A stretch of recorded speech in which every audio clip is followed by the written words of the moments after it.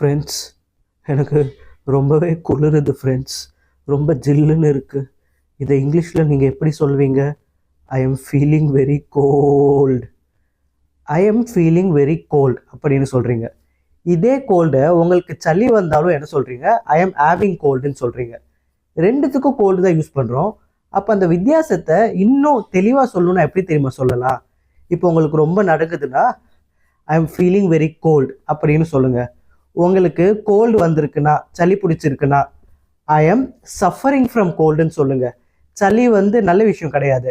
I am having a pencil, I am having a pen, I am having a phone, அந்த மாதிரி சளி I am having கோல்டுன்னு சொல்லாதீங்க. I am suffering from cold. சின்ன வயசில் ஞாபகம் இருக்கா? லீவ் லெட்டரில் as I am suffering from cold please grant me leave எழுதியிருக்கோமா?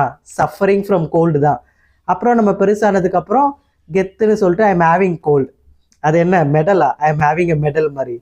So அடுத்த வாட்டி குளிர்துன்னா I am feeling very cold, can you turn off the AC?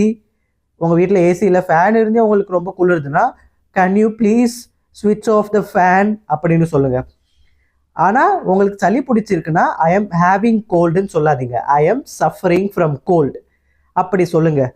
நாளைக்கு உங்களுக்கு ஆஃபீஸில் பாஸ் கேட்டாங்கன்னா கால் பண்ணி எங்கே இருக்க? Boss, I am suffering from cold, I am suffering from fever, I am suffering from viral fever, I am suffering from corona அப்படி சொல்லாதீங்க.